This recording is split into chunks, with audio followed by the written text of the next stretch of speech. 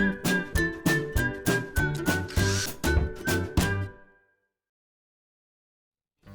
it's Steve. Today we'd like to show you how to change the Fresh Food Door Gasket on your refrigerator. It's a really easy job. Let me show you how we do it. Now before we begin this repair, the first thing we should do is turn the refrigerator off. We're going to open up the Fresh Food door. We'll slide the control into the off position, and then we'll just close that up and we'll begin our repair. Now you could just open the refrigerator door up and change that gasket with the door in place, but it's actually easier to just remove the doors so that you can then set that on a suitable work surface, and it makes changing that gasket a lot easier. Now to do that, we'll begin by taking off the hinge cover on the top hinge, remove the 3 bolts that secure that hinge to the cabinet. We'll lift the freezer door off, and then we'll remove the center hinge, and then we can lift the bottom door off and do that repair. So we'll begin by lifting up on the front edge of that hinge cap, and then just push it straight back. Unhook it, we'll set that aside. Now there are 3 5/16 bolts that secure that hinge to the cabinet. So using either a nut driver or a socket and ratchet, remove those bolts.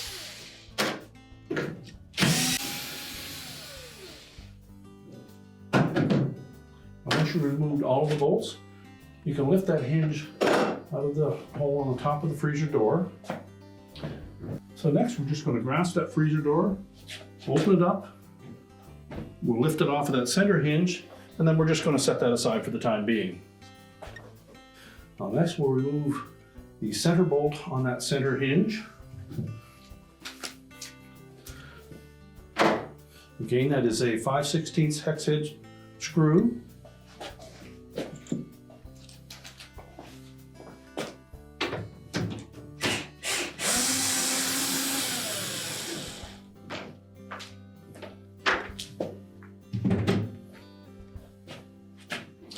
Now with the screw removed, we can just pull that door open slightly, allow that hinge to go a little bit to the left till it clears the second bolt. And you can lift the hinge out of the top of the door. You can then take that Fresh Food door off, and we'll set it on a suitable work surface where we can change out that gasket. Now with the door open on a suitable work surface, our next step will be to peel back that gasket to expose the screws that secure the inner door panel to the outer door panel, and they basically sandwich a lip of that gasket in between them to hold it in place. So we're just going to go ahead and remove all of those screws, and then we'll set those all aside to be reused when we reassemble the door. So just continue to go all the way around the perimeter of the door and remove all of those screws.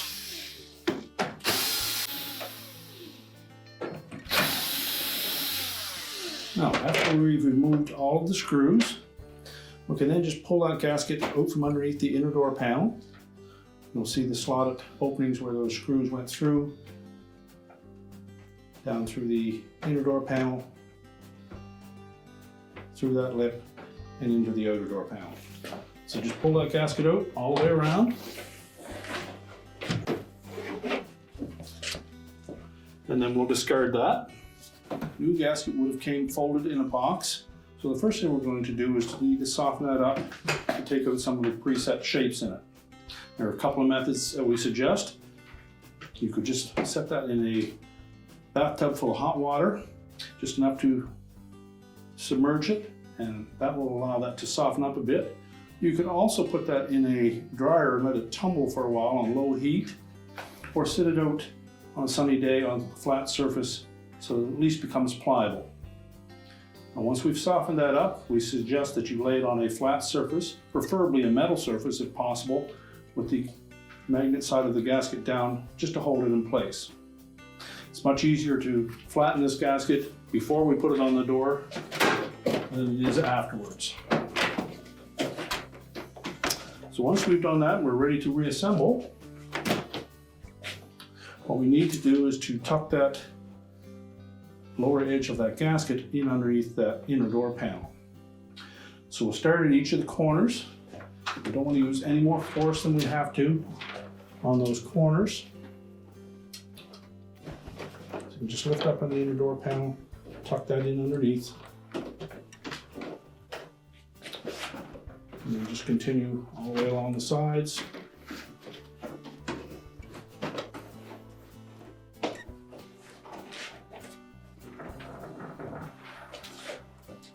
And when you get to the opposite corner, again, we'll just put enough force on it to pull it over that corner and then lay it flat again. So we'll continue to do that first until we have the gasket tucked in underneath that liner, and then we'll begin to reattach it to the outer door panel. Once we have that gasket tucked into place, we'll next pick one of the long sides here. We're just going to verify that we have the screw hole lined up, that the gasket is tucked in underneath properly, and the slotted opening in that gasket lines up with that screw hole. We'll carefully insert a screw. We're not going to tighten this. We'll leave enough movement so that the panel can slide. And then we'll go to the corners and we'll put the screw in closest to each corner. And then we'll just methodically work our way along the side, making sure that we have that gasket firmly into place and loosely put all of the screws in until we have it completely lined up, and then we'll start tightening.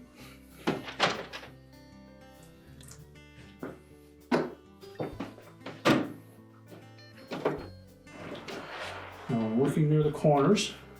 We'll make sure that we don't put too much strain on that gap. If you happen to tear this portion, it's not that drastic. It's more for looks than anything. We want to make sure that we have that gasket firmly in place before we put one of the screws in.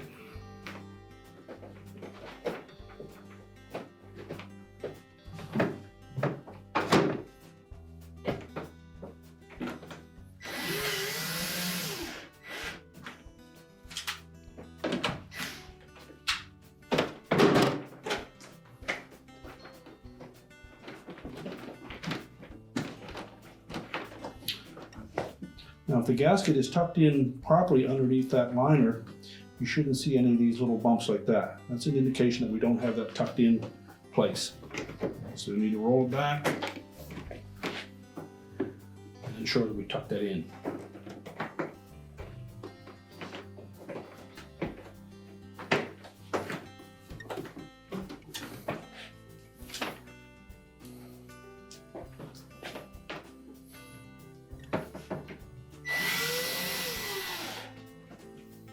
So just continue to do that all the way around the door, making sure that we don't tighten any of those screws just yet.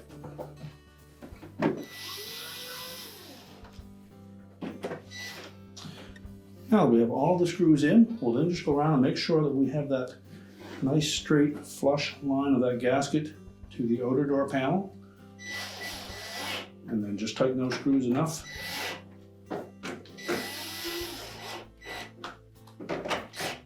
And as we tighten them, go back afterwards to make sure that we don't have any little divots, portions of that gasket sticking out. And if you do, simply loosen the screw, line it up again.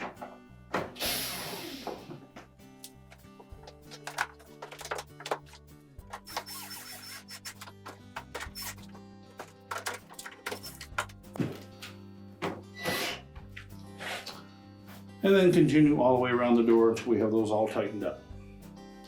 Now once we've tightened up all the screws, we can then put the door back on the refrigerator. So now we're ready to set that door back on the refrigerator. We'll begin by lining up that bottom hinge.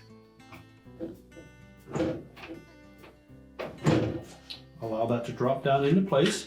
And we'll just pivot that door roughly into position. And the magnet on the gasket should hold it closed. We'll then take our center hinge. We're going to drop that into the top of the Fresh Food door.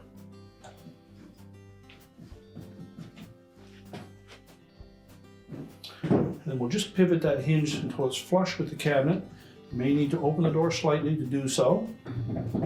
And then we're going to slide that hinge to the right so that it captures that shoulder bolt right on the edge of the cabinet. And then we'll install the center bolt to that hinge. So then we'll just set that freezer door on top of the Fresh Food door. line up the hinge opening in the bottom of the door with the center hinge, pivot the door into place, and then we'll put the top hinge in place. We'll take our upper hinge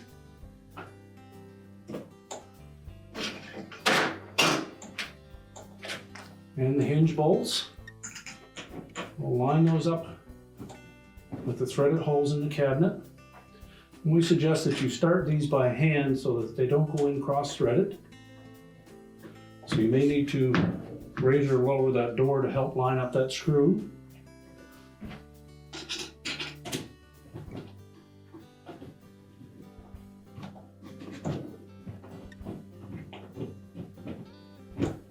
And once we've ensured that they're not in cross-threaded, we can go ahead and just snug those up a little bit.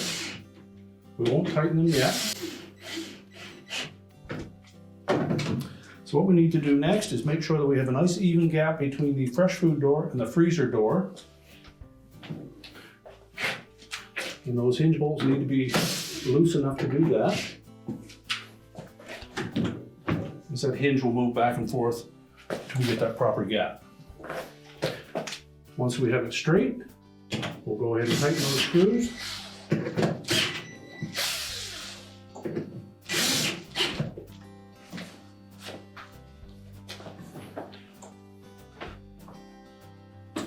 Just check the alignment if you need to make any adjustments.